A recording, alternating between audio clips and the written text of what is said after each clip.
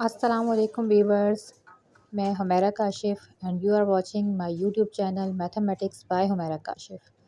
तो आज हम स्टार्ट कर रहे हैं एक्सरसाइज 18.5 जो कि ग्रेड 10 के लिए है और सेंट टेक्स्ट बुक में यहाँ सॉल्व कर रही हूँ।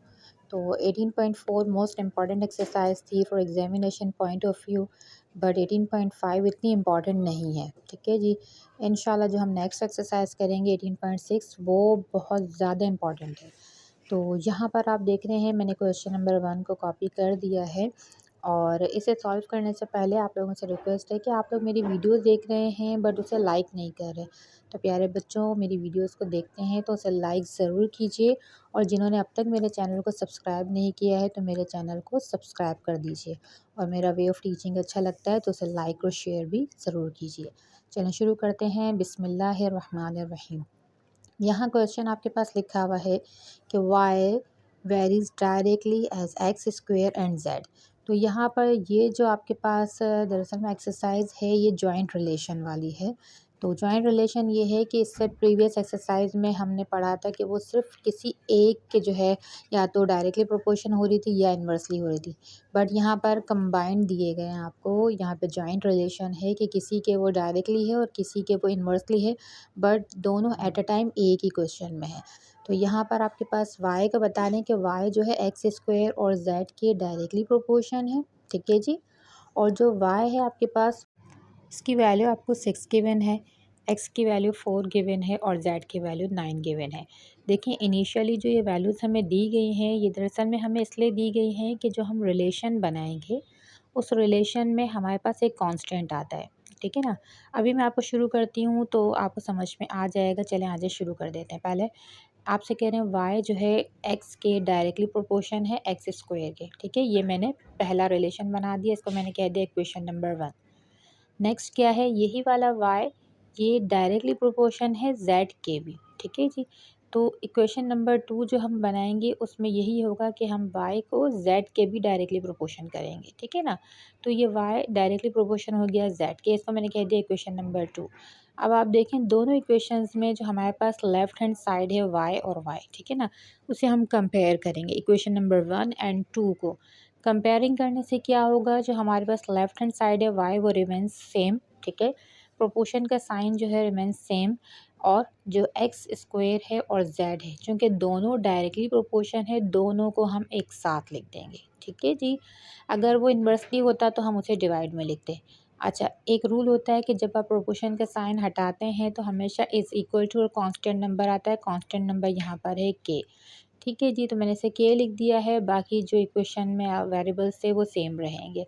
अब जो इनिशियली हमें वैल्यूज़ दी गई हैं y, x और z की, वो इसलिए दी जाती हैं कि हम इन सारी वैल्यूज़ को इक्वेशन में पुट करें और k का आंसर निकालें। फर्दर जो हमें y की वैल्यू मालूम करनी होगी उसमें हमारे पास k होना चाहिए। तो यहाँ पर हम y की x की जगह वैल्यूज़ पुट कर रहे हैं। y है 6, ठीक है, is equal to k remains same, और x की वैल्यू आपको दी गई है 4। तो यहाँ पर x का स्क्वायर है तो मैं क्या कर दूँगी 4 का स्क्वायर कर दूँगी। ठीक है जी, z की वैल्यू मुझे दी गई है 9। सॉरी बच्चों, बीच में यहाँ लाइट का जो है शेड आ रहा है, तो यहाँ पे 4 का स्क्वायर हो जाएगा 16 और 9 को मैंने एज इट इज़ लिख दिया। अब 16 और 9 को जब आप मल्टीप्लाई करेंगे तो आपके पास आंसर आ जाएगा 144। ठीक है जी, बाकी सारे नंबर्स को हमने एज इट इज़ रहने दिया है। अच्छा, मुझे k का आंसर चाहिए है तो k को मैं यहीं रहने दूँगी, और 144 जो k के साथ मल्टीप्लाई हो रहा है वो दूसरी तरफ जाके 6 के साथ हो जाएगा डिवाइड। ठीक है जी, और k अपनी जगह ही रहेगा। चलें अब यहाँ पर कैंसलेशन करते हैं। कैंसलेशन में मैं इसे 2 के टेबल से कैंसिल आउट कर रही हूँ। आप जो बिगर नंबर है 6 उससे भी कैंसिल कर सकते हैं। ठीक है जी, ये आ गया 2 3 ज़ा 6, 2 7 टाइम्स 14 एंड 2 2 टाइम्स 4 हो गया। अब यहाँ पर देखें 3 के टेबल में 72 आता है तो अगेन मैं इसे कैंसिल कर देती हूँ। ठीक है ना, क्या हो जाएगा 3 1 ज़ा 3, 3 2 ज़ा 6। ठीक है, 1 बच जाएगा वो 2 के साथ आ गया, और 3 4 ज़ा 12 हो गया। तो k का आंसर आ गया 1/24। अब जो हमें नेक्स्ट जो वैल्यूज़ दी गई देखिए उसमें क्या कह रहे हैं, determine the value of y। अब हमें y की वैल्यू मालूम करनी है व्हेन x आपको दिया गया है -8, z आपको दिया गया है 12। अब हम क्या करेंगे, इक्वेशन नंबर, अच्छा मैंने इसे नाम नहीं दिया, ये मैंने कह दिया इसे इक्वेशन नंबर 3। ठीक है जी। चलें इक्वेशन नंबर 3 को हम यहाँ पर लेंगे और जो भी वैल्यूज़ हमें दी गई हैं एक्स और जेड की, वो मैं यहाँ पर इक्वेशन नंबर 3 में पुट करूँगी और वाई का आंसर आ जाएगा। सो सिंपल, परेशानी की कोई बात ही नहीं है। आ जाते हैं नेक्स्ट स्टेप पर। ठीक है जी।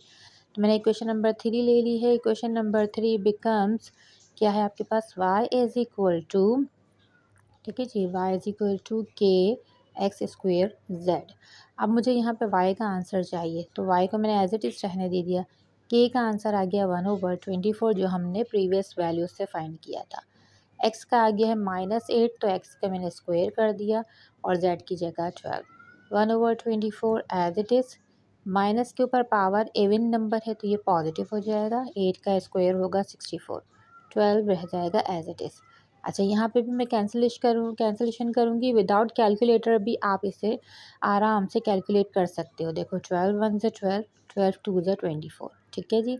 अब क्या बचा है 2 एंड 64, 2 1 से 2, 2 3 से 6, 2 2 से 4। तो देखें कैंसिल कितनी आराम से हो गया, कैलकुलेटर की ज़रूरत ही नहीं पड़ी। वाई का आंसर आ गया 32। ठीक है, 32 को 1 से मल्टीप्लाई किया 32, ये आ गया इसका आंसर। तो अच्छा लग रहा होगा, समझ में आ रहा होगा क्वेश्चन। आ जाते हैं इसके नेक्स्ट पार्ट पर। टाइम की सेविंग के लिए मैंने यहाँ पर क्वेश्चन नंबर 2 को ऑलरेडी कॉपी कर लिया था। ठीक है जी। तो यहाँ पर जल्दी से इसको शुरू करते हैं बग़ैर अपने टाइम को वेस्ट किए हुए। यहाँ पर आपके पास जो रिलेशन दिया गया है, आपसे कह रहे हैं कि y जो है varies directly as x and u square. ठीक है जी। यहाँ पर y जो है x और यू स्क्वायर दोनों के डायरेक्टली प्रोपोर्शन है। तो जल्दी जल्दी से हम रिलेशन बनाते जाते हैं। y is directly proportion to x, ये आ गई इक्वेशन नंबर 1। अच्छा सेकंड में आ गया है y, यही y डायरेक्टली प्रोपोर्शन है यू स्क्वायर के, इसको भी मैंने लिख दिया, ये आ गई क्वेश्चन नंबर 2। अब आपसे कह रहे हैं कि y इन्वर्सली प्रोपोर्शन है v और t के, तो y इन्वर्सली जब भी होगा आपने 1/, में लिखना होगा। ये इक्वेशन नंबर 3 आ गई। फिर y इन्वर्सली प्रोपोर्शन है 1/t के। ठीक है जी। तो ये हो गया आपके पास 4 इक्वेशंस आ गई हैं। लास्ट में हम क्या करते हैं, जब इक्वेशंस बना देते हैं तो उनको कंपेयर करते हैं। कंपेयरिंग करने से ये होता है कि जितने भी लेफ़्ट हैंड साइड पे होता है उनको हम एक साथ लिखकर सारे रिलेशंस को एक साथ कर देते हैं। तो यहाँ पर मैं क्या करूँगी, कंपेयर कर रही हूँ इक्वेशन नंबर 1 2 3 एंड 4 को। ठीक है जी। ये मैं इसे लिख देती हूँ। Comparing equations 1 2 and 1 2 3 and 4। ठीक है जी। चलें ज़रा जल्दी से आते हैं। 1 2 3 4 चारों इक्वेशंस में y जो है सेम था, हमने 1 टाइम लिखा, प्रोपोर्शन का साइन सेम था। अब जो डायरेक्टली थे उसे हमने ऊपर लिख दिया कंबाइन करके, जो इन्वर्सली थे उन दोनों को हमने डिनोमिनेटर में लिख दिया। ठीक है जी। जब भी प्रोपोर्शन का साइन हटाते हैं तो आपको पता है कि हमेशा इज़ इक्वल टू आ जाता है। अच्छा यहाँ जो ये वैल्यूज़ दी गई है ना, इनिशियल वैल्यूज़, मैंने आपको बताया था इनिशियली वैल्यूज़ क्यों दी गई होती है, क्योंकि हम इनकी वैल्यूज़ पुट करें और के का आंसर निकालें। तो प्रोपोर्शन का साइन हटाया, आ जाएगा इज़ इक्वल टू और के, बाकी सारी वैल्यूज़ एज इट इज़ रहेंगी। अब मैं इन सारी वैल्यूज़ की जगह पर जो है पुट करूँगी, जो वेरिएबल्स हैं उन सब की जगह वो वैल्यूज़ पुट करूँगी जो मुझे क्वेश्चन में गिवन थी। इस इक्वेशन को मैंने इक्वेशन नंबर 5 का नाम दे दिया है। ठीक है जी। चलें y मुझे कितना दिया गया था यहाँ पर 40। ठीक है, k एज इट इज़ रहेगा क्योंकि अभी मुझे k का आंसर चाहिए होगा। ठीक है। अब आ जाते हैं x और u। तो x की जो वैल्यू मुझे दी गई है इनिशियली, वो मुझे कितनी दी गई है, x की वैल्यू है 8। ठीक है, ब्रैकेट में लिख दिया। और आ जाएगा आपके पास u का स्क्वायर, u की वैल्यू मुझे कितनी दी गई है 5, तो u की जगह आ जाएगा 5 का स्क्वायर। अपॉन में है v और t, v मुझे दिया गया है 3 और t आ जाएगा मेरे पास 2। ठीक है, कैंसलेशन यहाँ पे भी मैं जल्दी जल्दी से कर दूँगी। 8 एज इट इज़ आ जाएगा, 5 का स्क्वायर होगा 25। डिनोमिनेटर में 3 और 2 को मल्टीप्लाई कर दिया 6 हो गया। तो यहाँ पर जो है मैं कैंसिल कर रही हूँ, 2 3 ज़ा हो जाएगा हमारे पास 6। ठीक है, 2 4 ज़ा 8। अब जो जो बच गया है ज़रा हम उनको देखते हैं। ये जो डिनोमिनेटर वाला 3 है ये तो जाके 40 से होगा मल्टीप्लाई, बिकॉज यहाँ डिवाइड हो रहा है, दूसरी तरफ जाके होगा मल्टीप्लाई। और यहाँ पर k रह गया है 4 और 25। 4 और 25 को मल्टीप्लाई कर देंगे तो आ जाएगा 100, और के आपके पास रहेगा एज इट इज़, ठीक है। अब 440 को 3 से मल्टीप्लाई किया 120, 100 आ गया डिनोमिनेटर में बिकॉज के साथ मल्टीप्लाई हो रहा है, दूसरी तरफ जाके डिवाइड। 10 से 10 कैंसिल, 2 5 ज़ा 10, 2 6 ज़ा 12। के का आंसर मेरे पास कितना आ गया है 6/5 आ गया। अच्छा, मैं सारी चीज़ों को रब कर रही हूँ, आप इसका स्क्रीनशॉट ले लीजिए। के की वैल्यू को मैं सिर्फ यहाँ पर रहने दूँगी क्योंकि अभी नेक्स्ट स्टेप में मुझे वाई का आंसर चाहिए है, ठीक है। आपसे कह रहे हैं y in terms of x u v and t, आपको एक इक्वेशन बनानी है जो कि हम पहले ही बना चुके हैं। चले, मैंने सब रब कर दिया था। इक्वेशन नंबर 5 को ही हम लेंगे। इक्वेशन नंबर 5 थी y इज़ इक्वल टू के एक्स यू स्क्वेयर अपॉन में आ जाएगा वी टी, ठीक है।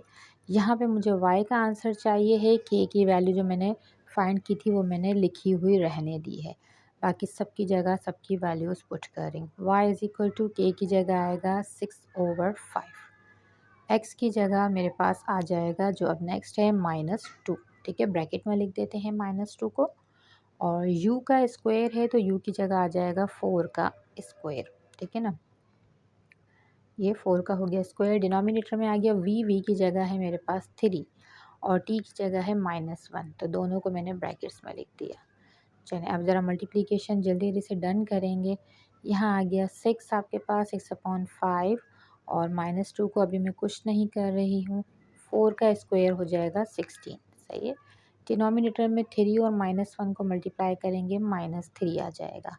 अच्छा, यहाँ पे जो कैंसिल हो सकता है कैंसिल करेंगे। 3 1 ज़ा 3, 3 2 ज़ा 6। अब कुछ भी कैंसिल नहीं हो रहा तो बाकी सबको मैं ऐसे ही रहने दूँगी और मल्टीप्लाई करेंगे तो आंसर आ जाएगा। सो y इज़ इक्वल टू 2 -2 और 16, इन सबको मल्टीप्लाई कर दें तो हो जाएगा आपके पास 64 माइनस के साइन के साथ, ठीक है जी। 16 2 ज़ा 32, 32 2 ज़ा 64, तो -64 डिनोमिनेटर में बचा -5, ठीक है। माइनस से माइनस हो जाएगा कैंसिल और y आपके पास रहेगा 64/5। This is the required answer of y जो हमें क्वेश्चन में पूछा था। तो यहाँ पे आज की एक्सरसाइज को मैं स्टॉप कर रही हूँ क्योंकि बहुत बड़ी बड़ी वीडियोस हो जाती है। छोटी वीडियोस बनाती हूँ, कोशिश करूँ कि बच्चे आसानी से वीडियोस को देख सकें। तो बच्चों, यहाँ तक आज का हो गया। इंशाल्लाह मिलते हैं आपसे नेक्स्ट एक्सरसाइज में नेक्स्ट क्वेश्चंस के साथ। तब तक के लिए मिसेस काशिफ को दीजिए इजाज़त। अल्लाह हाफ़िज़।